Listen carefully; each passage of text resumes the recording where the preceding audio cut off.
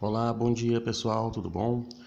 Na aula de hoje nós vamos trabalhar aí o módulo 24, hormônios vegetais, tá? Os fito-hormônios, que são estruturas vegetais que desenvolvem em relação aos hormônios que o vegetal vai utilizar para poder o seu desenvolvimento comum. Então, para crescimento, para amadurecimento dos frutos, hormônios relacionados aí à floração, crescimento, de extensão celular. Ele vai ter diversas funções dentro do corpo do vegetal, dentro da estrutura vegetal e como ela age. Então, ou seja, ele vai regulamentar aquilo que ele vai desenvolver em relação ao seu desenvolvimento, tanto da produção de fruto como desenvolvimento de estruturas foliares, estruturas de caule, estruturas também relacionadas a toda a fotossíntese desse vegetal. Então, quando a gente fala em fito-hormônios, nós vamos ter com vários compostos, tá? Que vai agir dentro desse vegetal, tá? Na parte do crescimento, floração, divisão celular, amadurecimento do fruto, dormência das gemas, também muito importante, tá? Então, ou seja, alguns fito-hormônios vai estar inseridos aí nesse vegetal. A gente pode citar aí o ácido hidroxiacético, tá bom? As auxinas, as giberelinas, etileno, citocianinas, tá? Ácido abscísicos, que nós, inclusive até isso a gente já falou em algumas aulas passadas, que vai estar aí compondo toda a característica e de desenvolvimento desse vegetal. Nós seres humanos também, né, os animais, eles também são regulamentados por hormônios. E hormônios que vai dar origem aí, né, às informações específicas para formar as ligações de estrutura, né, desses animais juntamente com as plantas.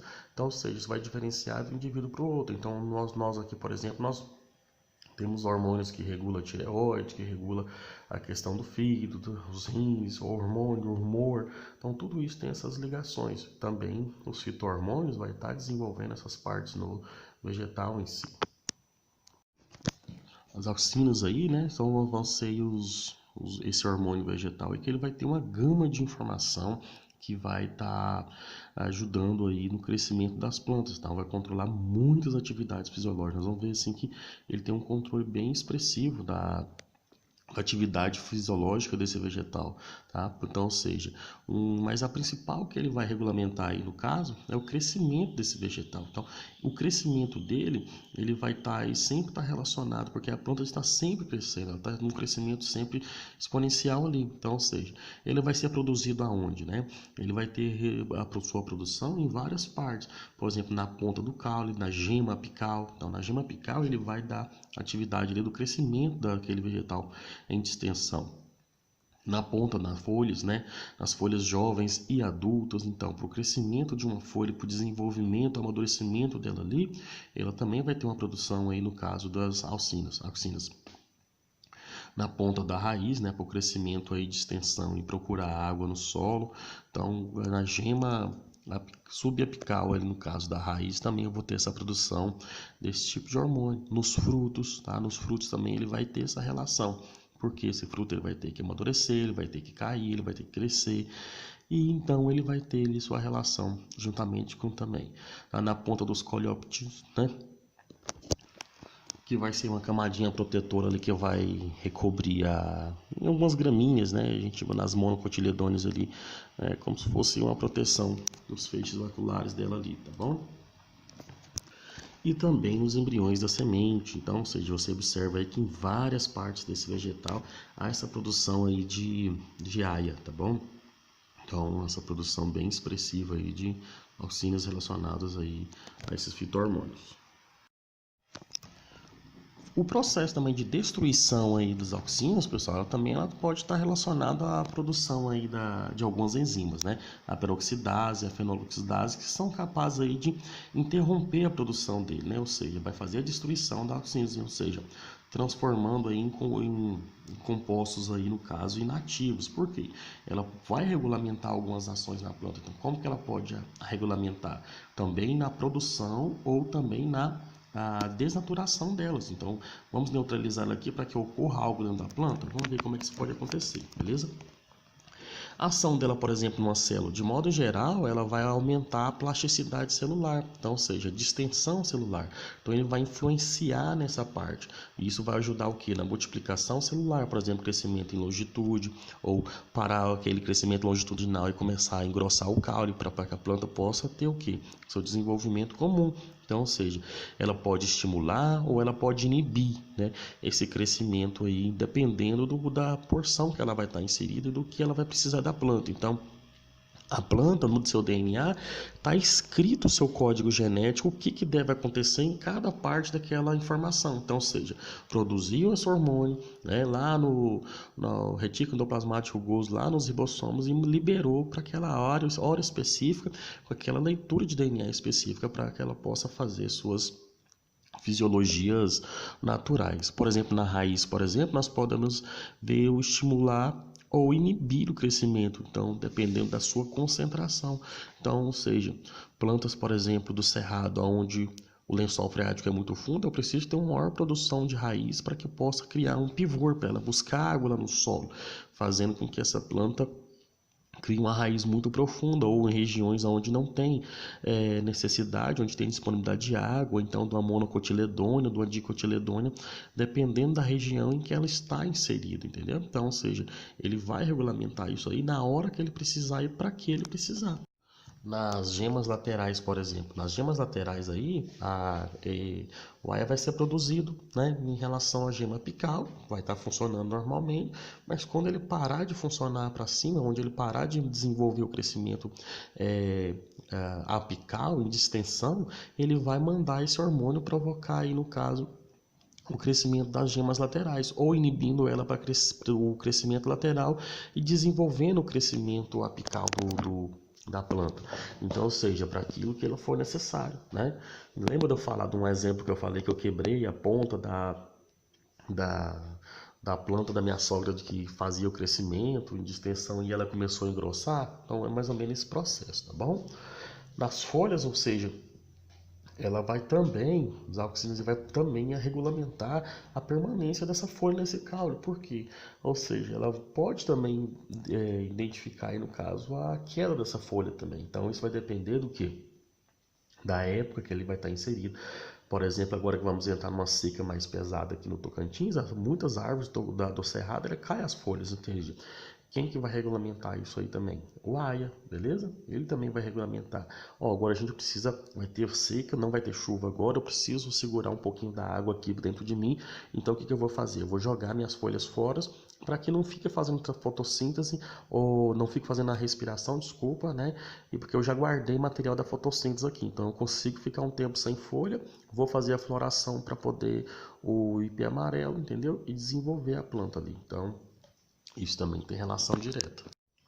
O fruto, tá? Então, ou seja, ele vai ter origem aí a partir do desenvolvimento do ovário, né? Então, para desenvolver esse ovário, eu preciso também de um estímulo para que ele possa desenvolver, para que ele dê o starter para fazer o seu processo de desenvolvimento. Então, ou seja, que vai estar aí desenvolvendo a polinização, né? O tubo polínico, onde o embrião vai levar lá o material genético lá para o ovário, né? Então, ou seja, o desenvolvimento também ele tem essa funcionalidade, tá? Ou seja, ele vai estimular esse crescimento do fruto, tá? Juntamente com a sua endoderma, juntamente ali com o material, para que essa semente possa cair, resistir e poder também fazer o crescimento. Lembra que ela também tem partes na semente? Então, tudo isso tem uma relação direta aí com o fruto também. Olha a quantidade de informação, né, pessoal? Já no processo aqui de partenocarpia, tá? Então, ou seja, é um processo que ocorre, por exemplo, que a gente vai ver na banana. Então, o ovário dela vai produzir esses auxínios aí, tá? Que vai ajudar no desenvolvimento desse fruto sem a fecundação, ou seja, não há fecundação. Então, aquilo que a gente vê na banana não é a semente, a gente vê o que? É uma semente abortada.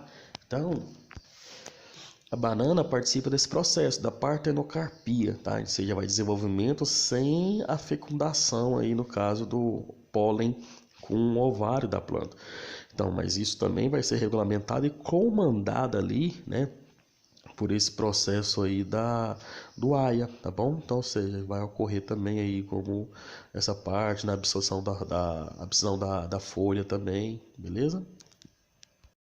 A aplicação dela também na agricultura, né, a gente pode ver aí também a aplicação artificial. Então, se você vai fazer um desenvolvimento de uma planta, tem como melhorar artificialmente esse desenvolvimento em relação dessas toxinas aplicadas nela. Então, ou seja, eles aplicam ela na porção dela, na planta, tá? Que vai estimular aí divisões celulares, ou seja, produções da raiz adventícias, perdão, tá? Que vai ajudar aí no caso a melhorar a qualidade da planta, a melhorar a absorção e o desenvolvimento foliar dela, que é o interesse no caso econômico aí, uma planta com melhor rendimento, né? Então, ou seja, ela vai ter o melhor enraizamento, né? Vai ter o melhor estruturação aí da absorção de nutrientes, de absorção de água desse solo. Então, que vai estar influenciando aí, né, o ácido inobutílico, tá? E o ácido naftalonoacético.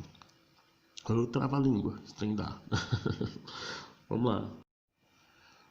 No caso aqui, as flores também, né, aplicado no ovário e no estigma das flores não fecundadas. Então, ela vai estimular o desenvolvimento do ovário, tá bom? Então, o desenvolvimento do seu ovário aí para a formação do fruto, né, partenocarpo, no caso aí, sem a utilização da função da fecundação com pólen, né, da outra planta. Então, ou seja, sem a fecundação cruzada.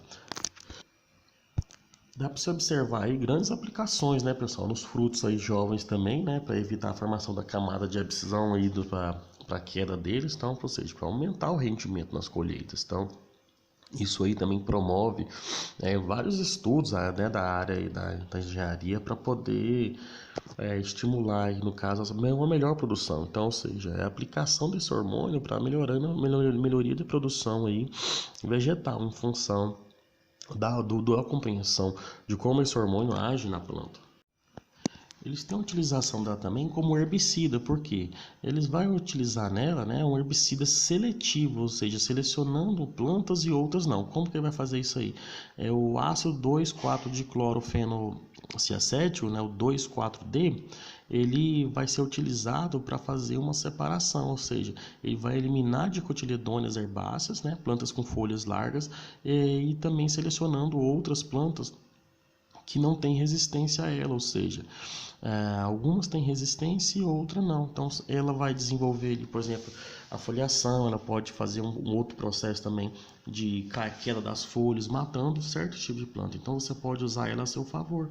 Então, algumas plantas que são autoimunes a elas não vai sofrer ação no caso dessa função que a auxina vai desenvolver em certos tipos de planta, ou seja, tem como separar, por exemplo, em plantações, em pasto, por exemplo, matar um certo tipo de planta específica. Também pode entrar o processo de engenharia genética também aqui como auxiliador desse processo.